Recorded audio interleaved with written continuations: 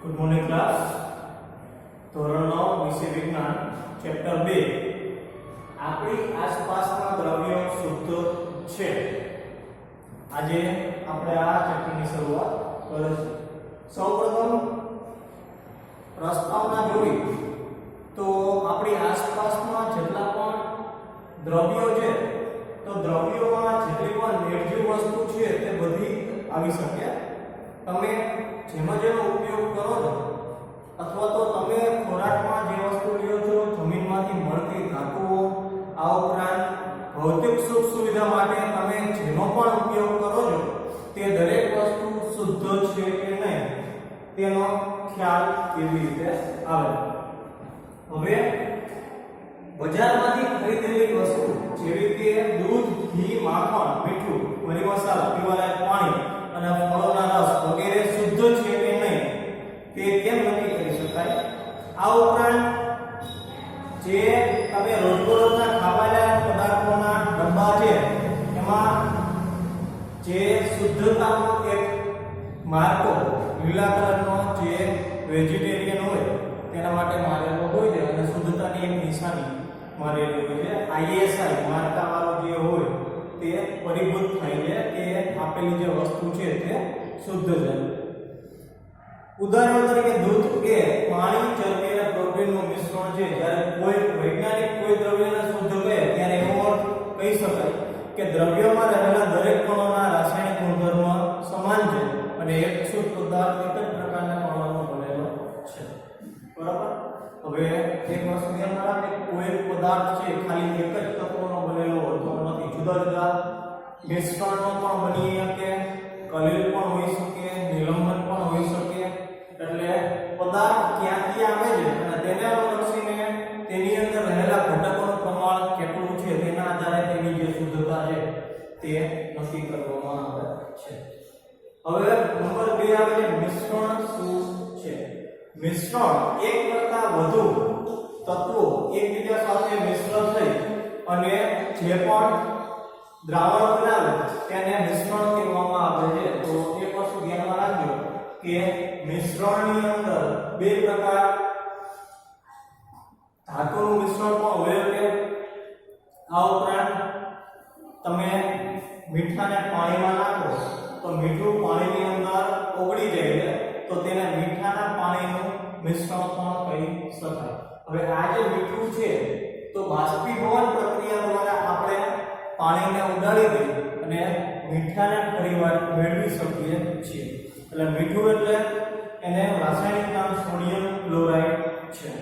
આ ઉપરાંત ખાંડમાં પણ તમે પાણીમાં ખાંડ નાખી અને ઉગાડશો તો ખાંડનું દ્રાવણ બનશે અને ગરમ કરશો એટલે ફરી પાછું પાણી બાષ્પીભવન થઈને ઉડી જશે અને ખાંડના જે ઘટક પણ ઓગળી ગયા હશે તે પાવડર સ્વરૂપે તળિયા ઉપર તમને જોવા મળશે. એટલે આવી રીતે કોઈ પણ મિશ્રણ હોય તેને જુદી જુદી પદ્ધતિ દ્વારા અલગ પણ કરી શકાય છે.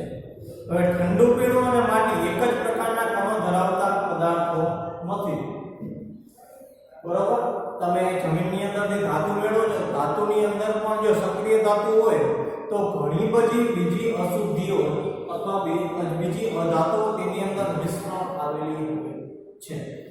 જેમ કે આપણે દેવભૂમિ દ્વારકા જિલ્લામાં બોક્સાઇટ મળે છે તો બોક્સાઇટ જમીનમાંથી લાલ કલરનો પથ્થર મળી આવે છે. હવે તેની સાથે માટી, રેતી, આ ઉપરાંત લોખંડ, કોપર, ઓક્સાઇડ, જુદા જુદા પ્રકારની જે અશુદ્ધિઓ એ થોડા પ્રમાણમાં મિશ્ર હોય છે. હવે એ જે બોક્સાઇટને આપણે લઈ શુદ્ધ કરી અને તેમાંથી એલ્યુમિનિયમ જે ધાતુ છે તે મેળવવામાં આવે છે. ખ્યાલ આવ્યો? એટલે મિશ્રણ જે કોઈ એક જ પ્રકારના પદાર્થ બનેલું છે તેવું બની શકે નહીં. હવે આપણે પ્રવૃત્તિ 1 એટલે તમને ખ્યાલ આવશે કે પ્રવૃત્તિ દ્વારા કોઈ પણ એક વર્ગના 4 વિદ્યાર્થી છે A, B, C અને D. એમાં દરેક 4 વિદ્યાર્થીને 50 ml નું જે પ્લાસ્ટિકનું બીકર આવે છે તે આપવામાં આવેલું છે. તે પ્લાસ્ટિકના બીકરમાં 50 ml પાણી ભરેલું છે.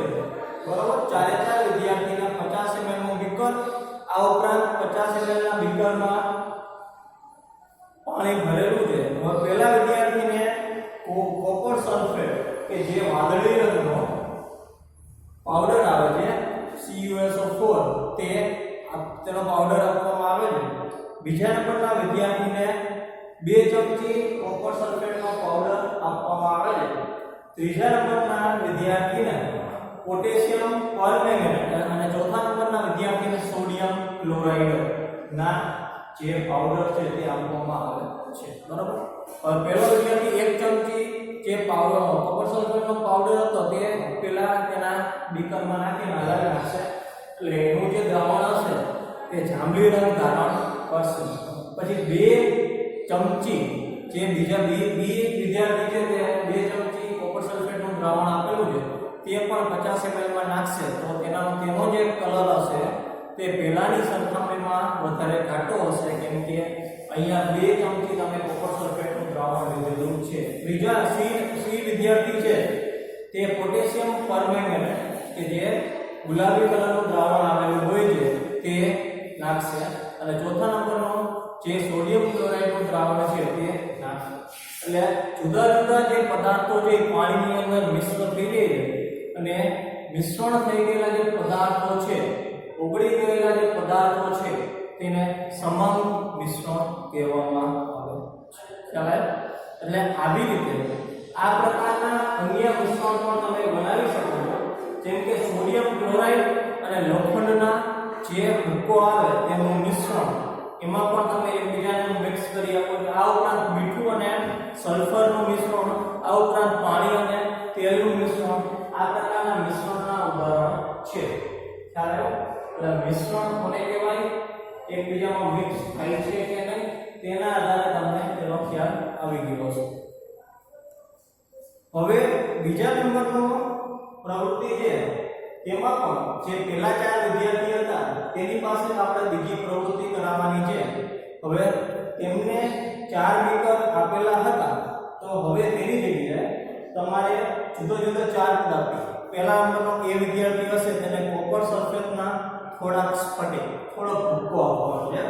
પછી બીજા નંબરનો જે વિદ્યાર્થી હશે તેને કોપર સલ્ફેટનું 1 ચમચી પાવડર આપવાનો છે. ત્રીજા નંબરનો વિદ્યાર્થી હશે તેને ચોકનો ભૂકો અથવા તો ઘઉંનો લોટ થોડોક આપવાનો છે અને ચોથા નંબરનો વિદ્યાર્થી હશે તેને દૂધ અથવા તો જે સાઈ છે એના થોડા ટીપા તમારે આપવાના છે. હવે ફરી પાછું બીકરમાં 4 બીકરમાં 50 ml પાણી ભરી લઈ અને તમે જે તે પહેલા નંબરનો વિદ્યાર્થી છે કે જેને થોડાક કોપર સલ્ફેટના ટુકડા આપેલા છે તેને પાણીમાં નાખશે એટલે તે કોપર સલ્ફેટનું દ્રાવણ છે એ પાણીમાં સુધી ઓગળી જશે. હવે ઓગળી જવાને લીધે હવે તેનો કલર જાંબલી થઈ જશે. નંબર 2 બીજા નંબરના વિદ્યાર્થીને પણ 1 ચમચી કોપર સલ્ફેટનું દ્રાવણ પાવડર આપેલો છે તે પણ પાણીમાં ઓગળી નાખશે. ત્રીજા નંબરનો વિદ્યાર્થી છે સી, તેને આપણે ચોકનો ભૂકો આપેલો છે એટલે ચોકનો ભૂકો તમે જેવું પાણીમાં નાખો એટલે તમને ખબર છે ચોક છે સંપૂર્ણ રીતે પાણીમાં દ્રાવ્ય થતો નથી. તેના ઘટક કણો છે તે પાણીની અંદર શું થાય છે તો તરે છે. જેમ કે ડોળું પાણી હોય, માટીવાળું પાણી હોય, તમે આમ ગ્લાસ કાચના ગ્લાસમાં ભરેલું હોય અને તમે અંદર આરપાર જોવો તો તમને માટીના કણ વચ્ચે તરતા દેખાય. એવી રીતે જે ચોકના સફેદ કણ છે તેને 50 ml પાણીમાં નાખશો તો તે તરતા દેખાશે એટલે તે નિલંબન થયેલું દ્રાવણ છે તેમ કહી શકાય. નિલંબન થઈ ગયેલું દ્રાવણ એક પ્રકારનું વિષમંગ દ્રાવણ છે કે જેની અંદર તે મિશ્ર થતું નથી, ઓગળતું નથી, પરંતુ પાણીની અંદરની સપાટી ઉપર તૈરે રાખે છે. બરાબર, થોડીક વાર તેને રાખી મૂકવામાં આવે તો બધા જે ઘટક કણો છે તે તળિયે બેસી જાય છે. અને છેલ્લા નંબરનો જે વિદ્યાર્થી છે તેને દૂધ અથવા સાઈના ટીપા આપેલા છે તો પાણીમાં જેવું દૂધનું 1 ટીપું નાખે એટલે દૂધનું 1 ટીપું પાણીમાં ફેલાઈ જાય. તે સંપૂર્ણપણે ઓગળતું નથી પરંતુ પાણીનો જે કલર હશે તેમાં થોડો ફેરફાર થશે તો તે કલીલ દ્રાવણ છે. કલીલ દ્રાવણ એક પ્રકારની વિષમંગ પ્રણાલી છે, તે પણ ઓગળતી નથી પરંતુ તે નિલંબન દ્રાવણના કણોની સરખામણીમાં કલીલ દ્રાવણના કણોની જે સાઈઝ હોય છે એકદમ નાની હોય છે એટલા માટે તે આપણને દ્રાવણમાં તરતા હોય તેવો આભાસ થશે નહીં પરંતુ ઓગળી ગયા હશે તેવો આભાસ થશે. તમે દૂધનું એક ટીપું જેવું પાણીમાં નાખશો એટલે તે ચારે તરફ ફેલાઈ જશે, પરંતુ તે હકીકતમાં શું થાય છે તો કલીલ દ્રાવણ સ્વરૂપે પાણીની ઉપર તરે છે.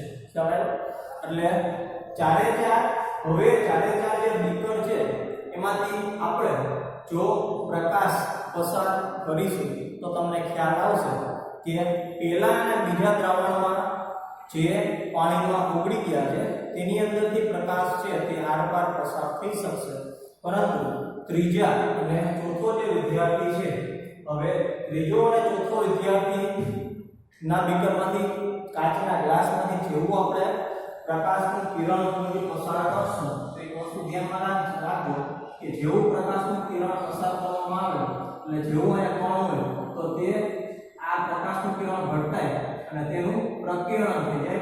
પ્રકિરણ થવું એટલે દ્રાવણની અંદર રહેલા જે ઘટક કણો છે તેની સાથે પ્રકાશનું કિરણ પુંજ તો પ્રકાશનું કિરણ ભટકાય અને વિખેરાઈ જાય. અને જેમ આપણે કોઈ પણ બંધ રૂમમાં એક ટોર્ચનો પ્રકાશ કોઈ પણ એક દિવાલ ઉપર પાડીએ તો દિવાલ ઉપર આખી દિવાલનો પ્રકાશ ફેલાઈ જાય, એવી રીતે કોઈ પણ ઘટક કણ સાથે જેવું પ્રકાશનું કિરણ ભટકાય એટલે તે પણ આજુબાજુ વિખેરણ થઈ જાય, ફેલાઈ જાય. તો આ ઘટનાને પ્રકિરણ કહેવામાં આવે છે. તો સી નંબરનો વિદ્યાર્થી અને ડી નંબરનો જે વિદ્યાર્થી હશે તો તેના કાચના ગ્લાસમાંથી પ્રકાશનું કિરણ પસાર કરતા તમને પ્રકિરણની જે ઘટના છે તે જોવા મળશે. ચાલો ઓકે. તો હવે દ્રાવણ શું છે? દ્રાવણ બે કે તેથી વધારે પદાર્થોનું સમાન મિશ્રણ છે. રોજબરોજના જીવનમાં તમે તેનો ઉપયોગ કરો છો, જેમ કે લીંબુનું શરબત.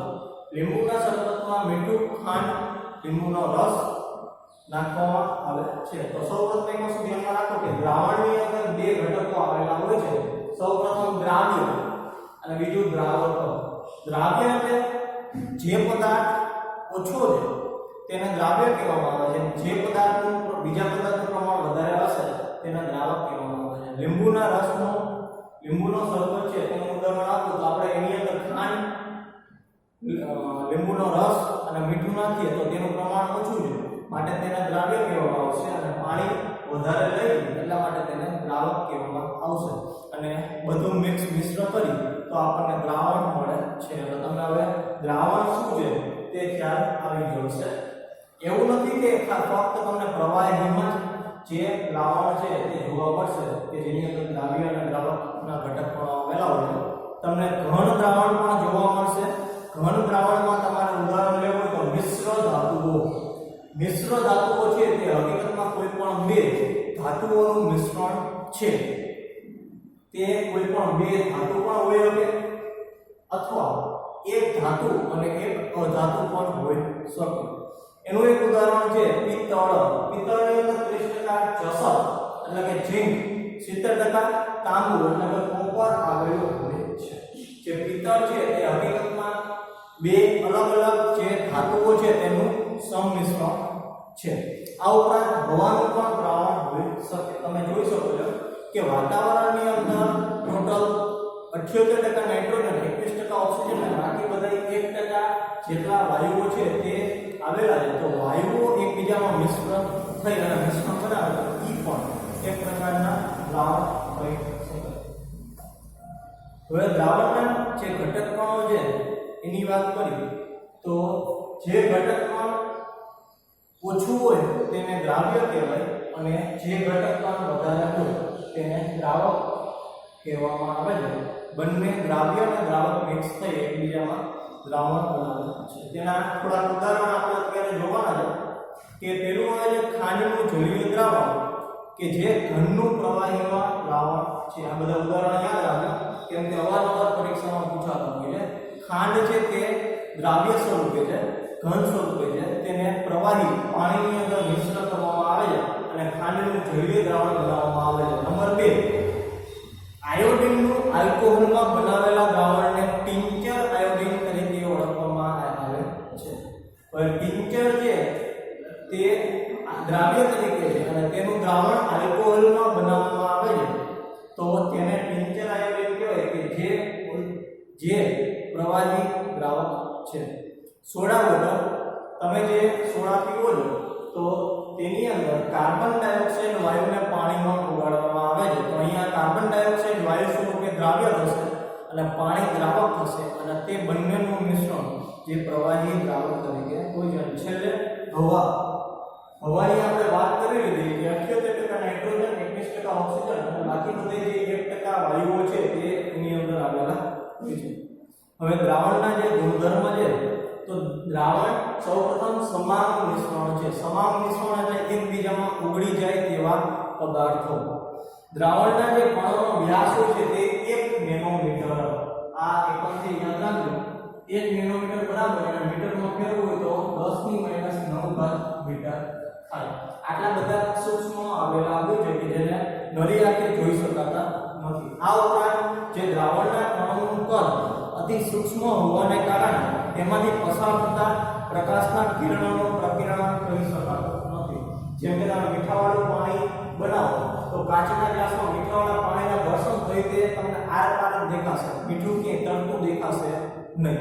બરાબર? તો તેમાંથી તમે પ્રકાશનું જેવું કિરણ પસાર કરશો એટલે તે આરપાર પસાર થઈ જશે. તેનું પ્રકિરણન થતું નથી. જે આ ઘટના અત્યારે સમજાઈ હતી કે જે નિલંબન અને કલિલમાં જોવા મળે છે તે તમને આ પ્રકારના દ્રાવણમાં જોવા મળશે નહીં. દ્રાવણના કણોને ગારણ પ્રક્રિયા દ્વારા દ્રાવણમાંથી અલગ કરી શકાતા નથી અથવા તો તેને જો રાખી મૂકવામાં આવે તો તે પણ તળિયે બેસી જતા નથી કેમ કે તે એકબીજામાં ઓગળી જાય તે પ્રકારે ગોઠવાયેલા હોય છે. હવે આપણે એના પછીનો ટોપિક આવે છે દ્રાવણની સાંદ્રતા. તો દ્રાવણની સાંદ્રતા છે તે આપણે કેવી રીતે નક્કી કરશું? તો એક વસ્તુ ધ્યાનમાં રાખજો કે દ્રાવણની સાંદ્રતા એટલે દ્રાવકમાં દ્રાવ્યનો જથ્થો ઉગાડેલો હોય તેનું પ્રમાણ.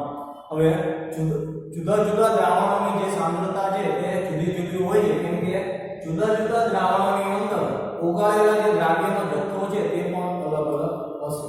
એટલે એક ઉદાહરણ દ્વારા સમજીએ કે તમે પાણીમાં મીઠાને અથવા તો ખાંડને ઉગાડો છો.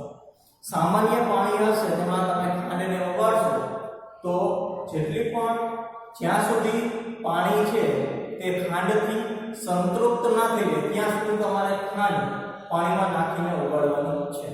એક સમય એવો આવશે કે તમે વધારાની ખાંડ નાખશો તો તે ઉગાડ્યા વગર નીચે તળિયે બેસી જશે. હવે તમારે શું કરવાનું છે તો જે ખાંડવાળું પાણી હતું તેને થોડુંક ગરમ કરશો એટલે હજી પણ વધારે થોડોક જે ખાંડનો જથ્થો છે તે તેમાં દ્રાવ્ય થશે.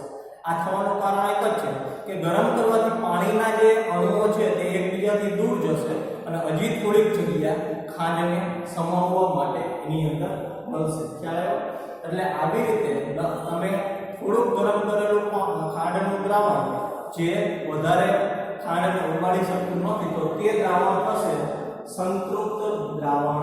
બરાબર? એટલે સંતૃપ્ત દ્રાવણ એટલે એવું દ્રાવણ કે જ્યાં કોઈ પણ દ્રાવકની અંદર દ્રાવ્યનો જથ્થો વધારે ઓગળી શકતો નથી અને વધારે દ્રાવ્યનો જથ્થો ઉગાડતા તે નીચે તળિયે બેસી જાય તો એમ કહી શકાય કે દ્રાવક છે તે દ્રાવ્યથી સંતૃપ્ત થયેલું છે અને તે દ્રાવણને સંતૃપ્ત દ્રાવણ તરીકે ઓળખવામાં આવે છે. તો નિશ્ચિત તાપમાને દ્રાવણની સાંદ્રતા એટલે આપેલ જથ્થાના દ્રાવણમાં હાજર રહેલા દ્રાવ્યની માત્રા. તો દ્રાવણની સાંદ્રતા શોધવા માટેની 3 પદ્ધતિ છે. 3 સૂત્રો તમારે યાદ રાખવાના છે. મેં આ રીતે તમને કીધું કે દ્રાવણ છે તે ઘન દ્રાવણ હોઈ શકે, પ્રવાહી પણ હોઈ શકે અને વાયુ પણ હોઈ શકે. તો તેને અનુલક્ષીને અત્યારે આપણે 3 સૂત્ર જોવાના છે. પહેલું હોય છે દ્રાવણના દળથી દળથી ટકાવારી. દળથી દળ એટલે દ્રાવ્ય અને દ્રાવક બંને ઘન અવસ્થામાં હોય ત્યારે દળ લેવામાં આવે છે કે જે ગ્રામમાં લેવામાં આવે છે. તો સૂત્ર છે દ્રાવણના દળથી દળથી ટકાવારી બરાબર દ્રાવ્યનું દળ છેદમાં દ્રાવણનું દળ ગુણ્યા 100. નંબર 2 દ્રાવણની દળથી પદથી ટકાવારી એટલે દળ દ્રાવ્યનું દળ ધારો કે દ્રાવ્ય ઘન સ્વરૂપે હોય અને જે દ્રાવક છે પ્રવાહી સ્વરૂપે હોય ત્યારે પ્રવાહી સ્વરૂપે રહેલા દ્રાવકને ml માં લીટરમાં લેવામાં આવે છે જ્યારે જે ઘન સ્વરૂપે રહેલા દ્રાવ્યને ગ્રામમાં લેવામાં આવે છે. તો તે પ્રમાણે દળ પદથી ટકાવારીનું સૂત્ર દ્રાવ્યનું દળ છેદમાં દ્રાવણનું પદ ગુણ્યા 100 અને છેલ્લે બંને જો પ્રવાહી અવસ્થામાં અથવા તો વાયુ અવસ્થામાં આવેલા હોય તો તેને લિટર અથવા તો ml માં લેવામાં આવે છે ત્યારે ત્રીજા સૂત્રનો ઉપયોગ થઈ કે દ્રાવણની પદથી ટકાવારી કે જેની અંદર દ્રાવ્યનું પદ લેવાનું છેદમાં દ્રાવણનું પદ ગુણ્યા 100 એક ઉદાહરણ અત્યારે આપણે જોવાનું છે કે જેનો ઉપયોગ કરી અને તમને સૂત્ર કેવી રીતે વાપરી શકે તે ખબર પડશે ઉદાહરણ 2.1 એક દ્રાવણ 320 ગ્રામ પાણીમાં 40 ગ્રામ સામાન્ય ક્ષાર તરીકે તમે જે મીઠું છે તે પણ લઈ શકો ધરાવે છે જો તે દ્રાવણની સાંદ્રતા દળથી ટકાવારીમાં શોધવાની છે તો સૌપ્રથમ એક વસ્તુ તમે નક્કી કરો કે પાણી છે તે દ્રાવક તરીકે છે અને તેનો દળ કેટલો આપેલો છે 320 ગ્રામ ક્ષાર છે તે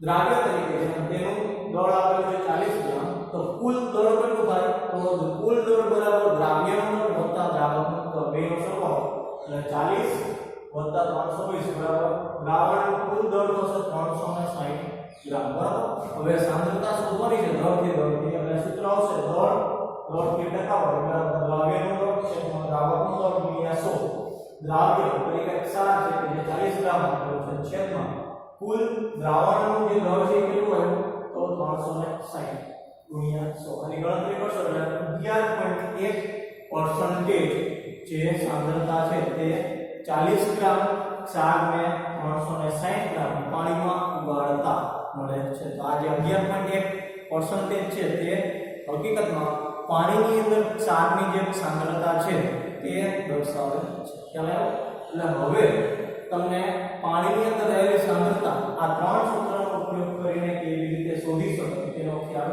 આવી ગયો છે હવે આ પછીનો ટોપિક છે નિલંબન એટલે શું તે હવે આપણે પછીના લેક્ચરમાં જોશું